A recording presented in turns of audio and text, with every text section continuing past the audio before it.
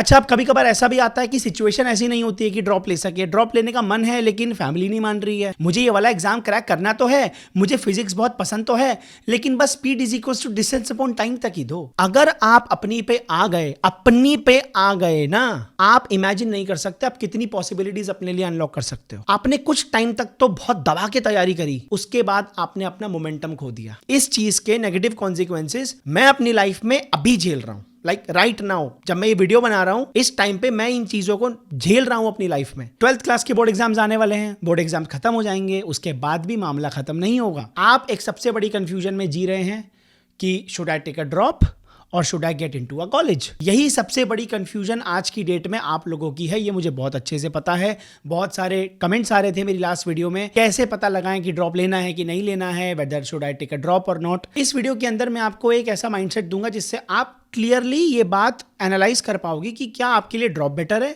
या आपके लिए कॉलेज बेटर है। देखो, 3 तरह के बच्चे होते हैं। पहली कैटेगरी उनकी जिनको कोई लेना देना नहीं है कि हमारे मार्क्स कैसे आ रहे हैं, पास हो जाएं तो बढ़िया है, ठीक ठीक आ जाएं सही है, कोई भी कॉलेज पकड़ लेंगे, हमको तो ये करना ही नहीं है। कुछ इस टाइप के बच्चे होते हैं ना, जिनको पता होता है मेरे को तो अपने पापा के बिजनेस में ही जाना है। उन टाइप के बच्चों को तो हटा दो, ठीक है। वो इस रेस का पार्ट है ही नहीं कि उनको कॉलेज लेना है या ड्रॉप लेना है, वो इस रेस से बाहर हो गए। अब बचे 2 टाइप के बच्चे। उसमें भी सेकंड टाइप के बच्चे वो हैं जिनके कॉन्सेप्ट बहुत अच्छे हैं।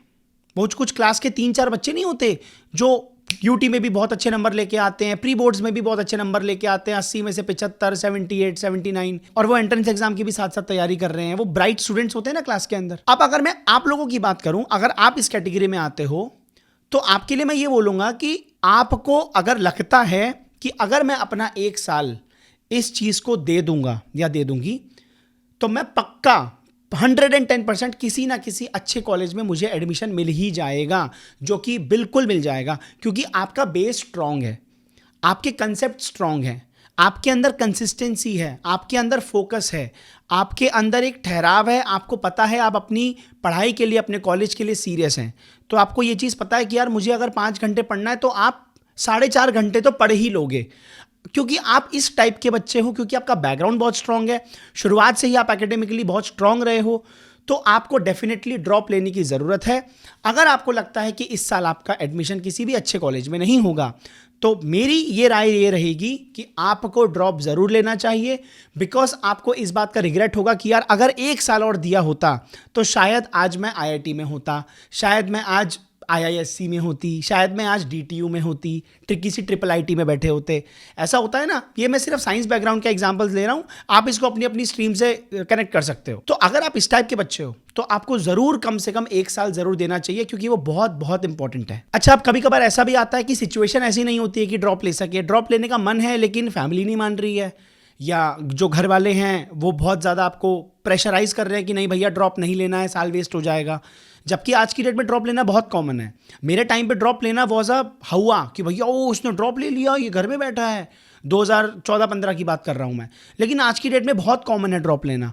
तो अगर आपको लगता है आप कंफर्टेबल हो ड्रॉप लेने में, आप बिल्कुल लीजिए। आपकी फैमिली आपको सपोर्ट कर रही है तो बहुत अच्छी बात है। इन केस बाय चांस अगर आपको लगता है कि यार मुझे ना श्योर नहीं है, ठीक है, कि मुझे ड्रॉप लेना चाहिए नहीं लेना चाहिए, और फैमिली भी थोड़ा सा सपोर्ट नहीं कर रही है, मेरा भी दिमाग खराब हो रहा है, तो मैं आपको ये सजेशन दूंगा कि आप किसी भी कॉलेज में एडमिशन तो ले लो, लेकिन आप अपने असली एंट्रेंस एग्जाम की तैयारी करते रहो। हाँ, शायद आपकी 1 साल की फीस जाएगी वहाँ पे वेस्ट, चाहे आपकी 6 महीने की फीस जाएगी वहाँ पे वेस्ट, बिल्कुल जाएगी। आपने किसी कॉलेज में एडमिशन लिया है तो आप शायद पहले सेमेस्टर की या पहले पूरे साल की फीस तो भरोगे ही, बट वहाँ पे आपको अंदर एक तसल्ली होगी कि यार ठीक है कोई बात नहीं, इस चीज़ को मैं ट्रेड कर रहा हूँ अपने फ्यूचर के लिए। अब आप अगर आपकी फैमिली भी उसमें सपोर्ट कर, क्योंकि बहुत सारे लोग ऐसा करते हैं, बहुत सारे लोगों को लगता है कि यार मुझे ना कुछ पता नहीं है कि होगा कि नहीं होगा, तो ड्रॉप तो नहीं लेते, किसी कॉलेज को पकड़ लेते हैं और फर्स्ट ईयर के अंदर अंदर ही अपनी भयंकर तरीके से तैयारी करेंगे एंट्रेंस की, इस कॉलेज में पढ़ते रहेंगे जो कॉलेज ले लिया है मजबूरी में। और अगर अपना निकल गया कॉलेज, जो ड्रीम कॉलेज है वो निकल गया, एंट्रेंस क्रैक हो गया, इसको छोड़ के वहाँ चले जाएंगे। कोई बात नहीं, 6 महीने की साल भर की फीस बर्बाद हुई है ना, कोई बात नहीं, जब अच्छा पैकेज लगेगा तो वहाँ से वो उतनी सैलरी निकाल लेंगे, वापस निकाल करके घर वालों को दे देंगे। काफ़ी सारे फैमिली सपोर्ट करते हैं इस चीज़ को। तो अगर आपकी फैमिली इस चीज़ को सपोर्ट करती है, आप बिल्कुल जाइए।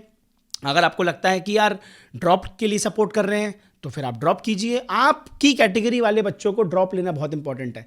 रिग्रेट नहीं होना चाहिए बाद में कि शायद 1 साल और तैयारी कर ली होती, क्योंकि हमारे अंदर वो कैपेबिलिटी है ना, क्योंकि आप लोगों के अंदर पहले से वो चीज़ है, आपकी कॉन्सेप्ट स्ट्रांग है, आप चीज़ों को एकदम तुरंत पकड़ लेते हैं, आपका बेसिक्स बहुत ज़्यादा स्ट्रांग है, तो आपको बिल्कुल ड्रॉप लेना चाहिए। अब आते हैं थर्ड कैटेगरी पे, क्योंकि इसके ऊपर मुझे ज़्यादा बात करनी है, क्योंकि इन बच्चों की तादाद बहुत ज़्यादा होती है। इस कैटेगरी के जो बच्चे होते हैं ना, इनके ड्रीम्स बहुत बड़े होते हैं। इनको भी चाहिए कि हमें भी ये वाला कॉलेज चाहिए, हम भी चाहते हैं हम IIT में जाएं, हम भी चाहते हैं हमारा ये वाला एग्जाम क्रैक हो जाए, हमें भी DTU में जाना है, हमें भी फिजिक्स पढ़नी है, हमें भी कंप्यूटर साइंस इंजीनियरिंग करनी है, मुझे बायो बहुत अच्छी लगती है, मुझसे मैथ्स कितना मर्जी करवा लो, मुझे फिजिक्स बहुत पसंद है। पसंद तो है, पर प्रॉब्लम पता है कहाँ पे आ जाती है? इस कैटेगरी के बच्चों को ये लगता है कि हम बेसिक तो कर लेंगे, लेकिन जैसे ही कॉन्सेप्ट और ज़्यादा कॉम्प्लेक्स होता जाएगा ना, जैसे ही न्यूमेरिकल्स और ज़्यादा कॉम्प्लेक्स होते जाएंगे, जैसे ही फॉर्मूले और थोड़े से बड़े होते जाएंगे, जैसे ही और ज़्यादा दिमाग लगाना पड़ जाएगा, वहाँ पे हम रह जाते हैं। यही फीलिंग आती है ना, वहाँ पे हमें डर लगता है। हमें डर लगता है कि बस ये चीज़ है जो हमको रोक देती है किसी भी एग्ज़ाम को क्रैक करने से, ये चीज़ है जो हमको बहुत परेशान करती है। शायद इसीलिए हम उस फील्ड में नहीं आ पाएंगे जहाँ पे बच्चे एग्जाम क्रैक करते हैं, एंट्रेंस एग्जाम क्रैक करते हैं, जिनकी JEE में रैंक आती है, IIT में रैंक आती है। हम वहाँ पे नहीं पहुँच पाएंगे बिकॉज ऑफ दिस। बट मैं आपको बताऊं, सीरियसली बताऊं, ऐसा बिल्कुल भी नहीं है। जो सबसे बड़ा रीज़न है ना आप लोगों का, वो पता है क्या है? डर है। अरे जैसे ही कोई चीज़ कॉम्प्लेक्स हो गई, अरे अरे अरे भैया ये नहीं समझना, ये तो बहुत दिमाग खराब कर रहा है। जैसे ही आप अपने आप को ये पहले ही बोल दोगे ना कि ये तो होगा ही नहीं मुझसे, मुझे जाना तो है इस कॉलेज में, मुझे ये वाला एग्जाम क्रैक करना तो है, मुझे फिजिक्स बहुत पसंद तो है, लेकिन बस P = डिस्टेंस अपॉन टाइम तक ही दो, F = MA तक ही दो, P = MV तक ही दो, बस इतना ही दो। Power = work upon time, work और टाइम की वैल्यू दे दो, पुट करके आंसर निकाल लेंगे। इतना फिजिक्स तो हमको अच्छा लगता है बस। यही तो तुम्हारी प्रॉब्लम है भाई। जब फिजिक्स से प्यार कर रहे हो तो फिजिक्स से प्यार करो ना, उससे मोहब्बत होनी चाहिए ना, उसकी एक एक कण को आपकी आत्मा में समाया हुआ होना चाहिए ना। अगर आपको फिजिक्स पसंद है तो फिर ये छोटे मोटे से काम नहीं चलेगा ना। A for Apple, B for ball के आगे भी तो बढ़ोगे। सबसे बड़ा रीजन आप लोगों के रुकने का, अटकने का, लैक ऑफ कॉन्फिडेंस का, कि हम नहीं कर पाएंगे, ये आपका खुद का डर है। And the main reason of not putting enough efforts is not putting enough efforts. समझ में आई बात? आप में से बहुत सारे लोग जो मुझे बहुत पहले से सुनते आ रहे हैं, उनको पता होगा कि मैं बहुत टाइम से एक चीज़ की अनाउंसमेंट लगातार करता आ रहा हूं कि मैं एक ऐसा कोर्स लेके आने वाला हूं, मैं एक ऐसे कोर्स की प्रिपरेशन कर रहा हूं जिस कोर्स की मदद से कोई भी एंट्रेंस एग्जाम हो आपकी लाइफ का, चाहे वो टेक्निकल हो, चाहे वो नॉन टेक्निकल हो, चाहे वो किसी भी लेवल का हो, SSC, JEE, NEET, UPSC, कुछ भी हो, मैंने उस कोर्स को साइकोलॉजी के बेस पे, न्यूरो साइंस के बेस पे, अपने खुद के कॉलेज और स्कूल लाइफ के एक्सपीरियंस पे, अपने खुद के 5-6 साल के पढ़ाने के एक्सपीरियंस के बाद मैंने उस कोर्स को तैयार किया है। अभी उसकी पूरी की पूरी स्क्रिप्ट रेडी है, बस मुझे उसको शूट करना है। कम से कम 2 से 2.5 महीने मुझे लग जाएंगे उसको पूरा तैयार करने में। उस कोर्स के अंदर मैं आपको सब्जेक्ट नहीं बैठ के पढ़ाऊंगा, मैं आपको मैथ्स नहीं पढ़ाऊंगा, मैं आपको फिजिक्स नहीं पढ़ाऊंगा, मैं आपको SST नहीं पढ़ाऊंगा बैठ के, पॉलिटिक्स नहीं पढ़ाऊंगा। मैं आपको वो सारे के सारे फंडे क्लियर कर दूंगा जिससे आपको मदद मिलेगी किसी भी एग्जाम को क्रैक करने की। किसी भी एग्जाम में बैठते हैं तो कैसे चीज़ें तुरंत याद आती हैं, कैसे किसी कॉम्प्लेक्स प्रॉब्लम को तुरंत से एनालाइज किया जाता है, कैसे किसी कॉम्प्लेक्स एनालिटिकल प्रॉब्लम को जिसमें बहुत ज़्यादा दिमाग लगाना है, जो कि 90% बच्चे नहीं लगा पाते, क्यों अटकते हैं वो, उनके दिमाग में ऐसे क्या लोचे होते हैं जिसकी वजह से 90% बच्चे उस प्रॉब्लम पे अटक जाते हैं। उनके दिमाग के कुछ कनेक्शंस होते हैं, कुछ चंकिंग्स होती हैं। ये सारी की सारी चीज़ें मैं आपको उस कोर्स के अंदर बताऊंगा, तो आप उसका वेट कीजिए। 2 से 2.5 महीने लग सकते हैं, हो सकता है फरवरी एंड या मार्च एंड तक वो कोर्स आए। आप ज़रूर वेट करिए, क्योंकि मैं उसको कम से कम पिछले 6 से 7 महीने से उसकी तैयारी कर रहा हूँ। मैं आपको इस बात की गारंटी दे रहा हूँ, अगर आपने उस कोर्स में बताई गई सभी बातों को ढंग से अप्लाई किया, ढंग से, दिल से, चांस ही नहीं है कि आपको रिजल्ट ना मिले। तो ये जो थर्ड कैटेगरी वाले बच्चे होते हैं ना, इनको सबसे पहले अपने अंदर से एक डर निकालना होगा कि मुझसे तो नहीं होगा। नहीं, आपने एक चीज नोट करी है, एक होता है ना एटीट्यूड की, अगर आप अपनी पे आ गए ना, आपने कभी ये देखा होगा, अगर मैं अपनी पे आ गई ना, अगर मैं अपनी पे आ गया ना, तो मैं दिखा दूंगा इसको। अभी मैं अपनी पे आ नहीं रहा। वो जो अपनी पे आना होता है ना, that is very much required अगर आपके सपने बड़े हैं तो। और ये मैं आपको बता रहा हूं। आपने कभी नोट किया है, जब आप आपके जीवन में कुछ ऐसे क्षण होते हैं जहां पे आप अपनी पे आ जाते हो, चाहे आप भले ही पूरे साल आपका रिजल्ट अच्छा ना आया हो, लेकिन वो एक यूटी होता है जिसके अंदर आपको लगता है भाई मैंने फोड़ दिया। वो एक एग्जाम होता है जिसमें आपको लगता है भाई मैंने इसमें कितनी भयंकर तैयारी करी थी। उसके बाद बेशक आप वैसे ही हो जाओ वापस 0/लुल, लेकिन उस एग्जाम के अंदर आपको लग रहा होगा कि यार इसमें तो मैंने भाई फोड़ दिया, इसमें तो मैंने पेल दिया भाई। आपको लग रहा होगा कि भाई मैं भी टॉपर बन सकती हूँ, मैं भी भाई उस कैटेगरी में आ सकता हूँ मैं भी। जबकि मैं ऐसा मानता नहीं हूँ कि आपको रेस लगानी चाहिए या उस रेस पे जाना चाहिए, बट वो फीलिंग आती होगी ना, आपको आई होगी ना पक्का। अगर आई कभी ना कभी वो फीलिंग, क्योंकि वो सबकी लाइफ में आती है, चाहे कितना भी गिरे से गिरा बच्चा हो, एक उसकी लाइफ में ऐसा मोमेंट जरूर आता है जहां पे वो ना कुछ दिनों के लिए ढंग से पढ़ता है, क्योंकि उससे चीजें हो रही होती हैं, क्योंकि उसको मजा आ रहा होता है। अगर आप अपनी पे आ गए ना, तो आप इमेजिन नहीं कर सकते आप कितनी पॉसिबिलिटीज अपने लिए अनलॉक कर सकते हो। याद करो वो लास्ट टाइम कब था जब आप अपनी पे आ गए थे और आपने ऐसे ऐसे क्वेश्चन सॉल्व कर लिए थे, ऐसे ऐसे न्यूमेरिकल सॉल्व कर लिए थे जो एक बेंचमार्क होते हैं। लाइक भाई अगर ये लेवल के कर लिए ना तो भाई मजा आ गया भाई, मतलब भाई तुम ओपी हो भाई, बहुत तगड़े बंदे हो, तुम अल्फा हो भाई, तुम अगर तुमने ये कर लिया ना बहुत सही है, फिर तो तुम्हारा एक लेवल अलग ही हो गया। तुमने वो चीज कभी ना कभी फील करी होगी, उस फीलिंग को दोबारा से रीलिव करो, आंख बंद करके उस फीलिंग को रीलिव करो कि जब वो हो रहा था तो तुमको कैसा महसूस हो रहा था, कैसा महसूस हो रहा था। गधों की फीलिंग आ रही थी, नाकामयाबी की फीलिंग आ रही थी, फेलियर की फीलिंग आ रही थी, कैसी फीलिंग आ रही थी कि नहीं यार कर सकते हैं, हम कर लेंगे, क्योंकि आपने वक्त दिया। मैंने अभी क्या कहा था, द बिगेस्ट रीजन या the main reason of not putting enough efforts is not putting enough efforts. आपने क्या किया था उस वक्त, वो जो एक अपनी पे आने वाला टाइम था आपका, कि जब आप अपनी पे आ गए थे, आपने कुछ टाइम तक तो बहुत दबा के तैयारी करी, उसके बाद आपने अपना मोमेंटम खो दिया। वो जो एक मोमेंटम था ना, जिस गति से आप बढ़ रहे थे आगे, आपको लगा बढ़िया हो रहा है, मार्क्स आ गए, वापस से डाउन चले गए। तो आपने कभी देखा होगा आपके घर वाले आपको बोलते हैं अभी तो बीच में ठीक हो गई थी पढ़ाई में, अभी तो उसके ठीक नंबर आए थे, उसके बाद तो पता नहीं इसको क्या हो गया। क्यों? क्योंकि वो पीक मिल गई आपको, उसके बाद आपको लगा अरे मजा आ गया, फिर एकदम से आपका ग्राफ नीचे चला गया। बस सारा खेल वहीं पे आ जाता है, सारा खेल कंसिस्टेंसी का आ जाता है, सारा खेल उस मोमेंटम को बरकरार रखने का आ जाता है। एक टाइम पे एकदम से सक्सेस पाना और फिर एकदम से वापस नॉर्मल हो जाना, इसमें कोई बहुत बड़ी बात नहीं है। वहां पे पहुंचना और उसको मेंटेन करके रखना is the biggest challenge. The secret is not perfection, the secret is consistency. Entrance exam हो या लाइफ में कोई भी काम हो, perfection is not something which you must seek, it is the consistency you should go for. Be consistent. आप लगातार काम करते ही रहिए। अगर आप 4 घंटे पढ़ रहे हैं तो आप डेली 4 घंटे ही पढ़िए। हफ्ते में एक दिन ऐसा आता है जहां पे आप लाल चुन्नी बांधते हैं, जय माता की टीका लगाते हैं खून से एकदम, और बोलते हैं कि आज तो 10 घंटे पढ़ेंगे। एक दिन 10 घंटे पढ़ते हैं, ना नहाएंगे, ना धोएंगे, ना खाना खाएंगे, घर वाले एकदम प्लेट कोका कोला मैगी तुम्हारे सर पे लेकर के घूम रहे हैं वेटरों की तरह एकदम, कि लो सर खा लो, लो बहन जी खा लो, और आपको ऐसी फीलिंग आ रही है कि भाई हम तो पढ़ रहे हैं। वो एक दिन ऐसा आता है बस, उसके बाद से आप वापस से वैसे हो जाते हो। हार्डली आधा घंटा किताब खोल ली तो बहुत बड़ी बात है। यही तो सबसे बड़ी प्रॉब्लम है। महीने में 2 महीने में कभी एक आधा ऐसा दिन आता है जिस दिन आप बहुत पढ़ लेते हैं, उसके बाद आप वापस से 0 हो जाते हैं। ऐसे नहीं होता है।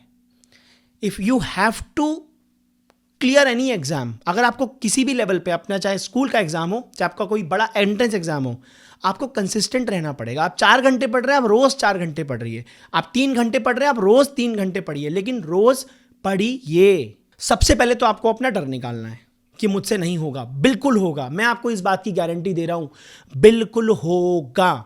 जब मैं रिसर्च कर रहा था, जिस कोर्स की मैंने बात करी, जब मैं उसकी प्रिपरेशन कर रहा था, तो मैंने काफ़ी किताबें पढ़ी, मैंने काफ़ी रिसर्चेस पढ़ी, मेरा दिमाग घूम गया। मुझे लगा यार, मुझे शायद ये बात मेरे 12th क्लास के टाइम पे या मेरे कॉलेज के टाइम पे पता चल जाती तो मेरा कितना भला हो जाता। बट कोई बात नहीं, अब अगर मैं अपना भला नहीं कर पाया तो मैं आप लोगों का भला ज़रूर करूँगा। तो सबसे पहली बात तो आपको अपने दिमाग में रखना है कि पहली बात तो हो जाएगा, कोई दिक्कत वाली बात नहीं है। सबसे पहले तो ये माइंडसेट रखो, हो जाएगा। होगा कि नहीं होगा वो बात की बात है, लेकिन पहले बोलो हो जाएगा। First thing is clear in your mind कि हो जाएगा, तो आपका ब्रेन ना नेगेटिवली रिएक्ट नहीं करेगा, अब वो पॉसिबिलिटी ओपन करेगा। आपका जो माइंड है, आपका जो ब्रेन है, वो एक पॉसिबिलिटी ओपन करेगा। आपको ऐसी फीलिंग आएगी कि ठीक है चलो अब रास्ता ढूंढते हैं कि कैसे होगा। पहले तो बोलना है कि करना है और हो जाएगा, अब रास्ता ढूंढना है। और रास्ता ढूंढोगे कैसे? जब आप बुक्स पढ़ोगे, अपना जो भी आपका स्टडी मटेरियल है उसको लेके बैठोगे, और जब आप धीरे धीरे बेसिक से शुरुआत करोगे और धीरे धीरे आप जब कॉम्प्लेक्स चीज़ें आएंगी तो वहाँ पे आपको अपने हथियार नहीं डालने। जब कॉम्प्लेक्स चीज़ें आएंगी तो आपको अपने आप को बोलना है इसको मुझे समझना है क्या है ये बवासीर, और इसकी मैं तह तक जाऊंगी, इस कॉन्सेप्ट के अंदर घुस जाऊंगा मैं कि ये कॉन्सेप्ट है क्या, क्यों यहाँ पे थीटा लगा हुआ है, यहाँ पे इसका स्क्वायर क्या कर रहा है, यहाँ पे डायरेक्टली प्रोपोर्शनल का क्या मतलब है, यहाँ पे ये x इज इक्वल टू 0 क्यों पुट करते हैं बार बार, क्या पंगा है ये बहुत छोटी छोटी चीज़ें होती है ना। मैं आपको बहुत डेप्थ पे बात कर रहा हूँ जहाँ पे आप लोग फंसते होंगे। क्यों यहाँ पे इंटीग्रेट कर दिया बिना मतलब में, यहाँ पे किस बात की डिफरेंशिएशन लगाई और वो भी डबल क्यों लगा दी, क्या पंगा है ये प्रॉब्लम आती है ना। जब आप बेसिक से कॉम्प्लेक्स में जाते हैं तो आपका दिमाग खराब हो जाता है। होगा, बिल्कुल होगा। आप जब एक एक स्टेप, आपका कोई बहुत अच्छा टीचर हो, आपके पास में यूट्यूब है, आपके पास में गूगल है, आप हार क्यों मान जाते हैं? कोई टफ न्यूमेरिकल आ जाता है उसको छोड़ देंगे, आप स्किप कर देंगे, नहीं, वही है तो मेन जड़, उसी को जीतना है। जब आप अपना ये माइंडसेट रख लोगे ना, हो जाएगा।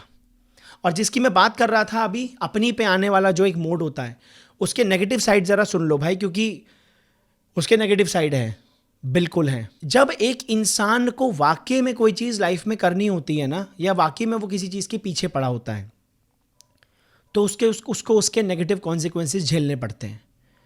नेगेटिव कॉन्सिक्वेंसेस का क्या मतलब होता है? जब आप एक ही चीज़ में अपना ज़्यादा से ज़्यादा वक्त दोगे तो हो सकता है आप बाकी सारी चीज़ों से दूर हो जाओ, हो सकता है आप अपनी फैमिली वालों से ज़्यादा बात ना कर पाओ, हो सकता है आप अपने रिलेशनशिप्स खराब कर लो, हो सकता है आपका जो फ्रेंड सर्कल है उससे आप दूर हो जाओ, हो सकता है आपकी यारी दोस्ती खत्म हो जाए, हो सकता है आप एकदम आइसोलेट हो जाओ, आप अकेले हो जाओ।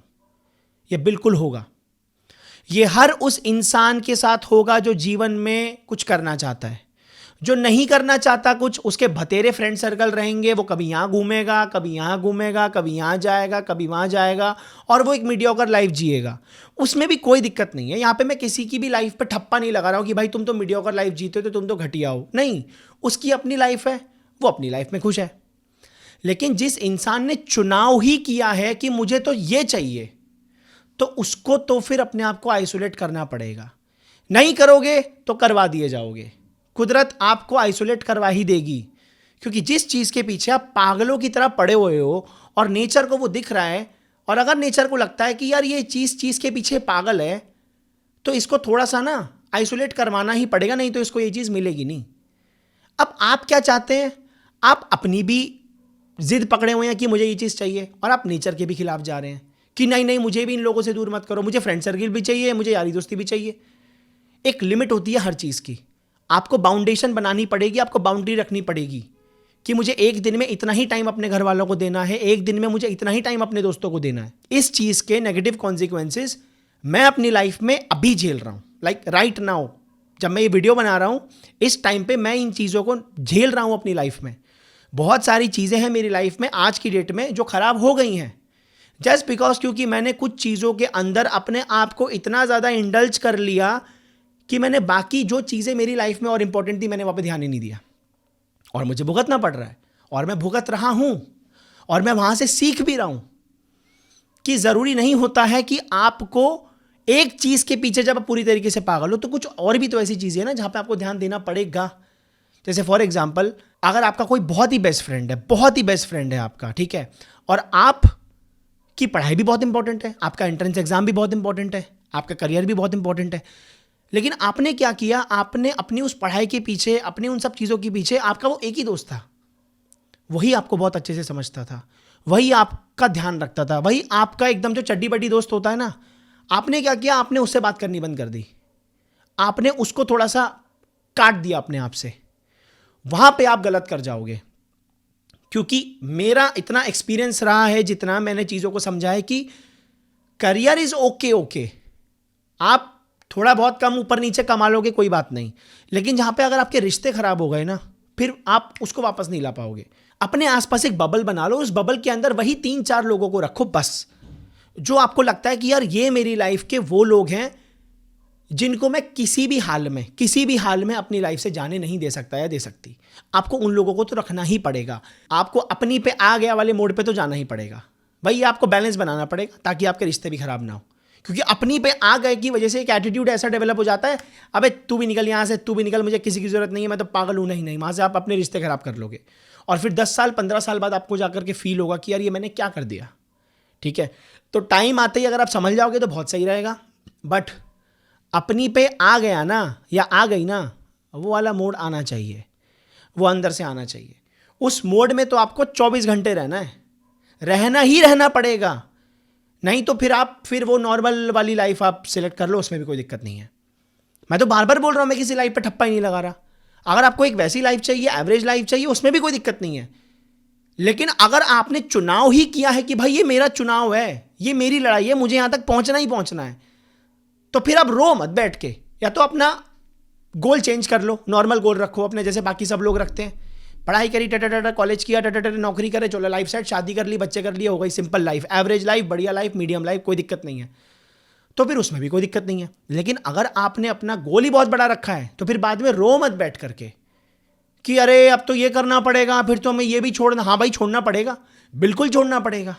अब आप देखो आप क्या सैक्रिफाइस कर सकते हो और क्या सैक्रिफाइस नहीं कर सकते, वो आपके ऊपर छोड़ता हूँ, वो आपको पता होगा। अगर आपको वाकई में लगता है कि आपको वो सब्जेक्ट पढ़ना पसंद है और आपको उस कॉलेज में भी जाना है, क्योंकि आप किसी और को देख करके compete नहीं कर रहे, किसी और को देख करके आप कॉपी नहीं कर रहे कि वो जा रही है तो मैं भी जाऊँगा, वो ये तैयारी कर रहा है तो मैं भी करूँगा, ये तो नहीं होना चाहिए। और मैं आप लोगों से ये एक्सपेक्ट भी नहीं करता। आई होप कि आप ये हरकतें कर रहे होंगे, दूसरों को कॉपी कर रहे होंगे। जेन्युइनली अगर आपको लगता है कि यार मुझे ना इस कॉलेज में जाना है, मुझे ये चीज़ सीखनी है, मुझे समझनी है, मुझे पढ़नी है, अपने आप से पूछो क्यों। किसी मूवी से देख के आ गए? आज की डेट में भाई मूवी से लोग बहुत इन्फ्लुएंस होते हैं, है ना? तो मूवी से इन्फ्लुएंस होना बंद कर दीजिए। आजकल की सीरीज़ आ रही हैं, इनसे बहुत ज़्यादा यूथ इन्फ्लुएंस हो रहा है। इसकी वजह से पता नहीं क्या क्या चीज़ें दिमाग में भरती जाती हैं, उसके बाद में आप वैसे ही एक्ट करते चले जाते हो, आपको वैसे ही एक्सपीरियंसेस लाइफ से चाहिए होते हैं। फिर ये हरकतें मत कीजिए।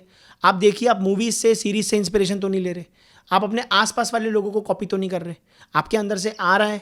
जस्ट थोड़ा सा 1-2 दिन 3 दिन टाइम लो, देखो उस चीज़ के लिए कि आप क्यों करना चाहते हो वो।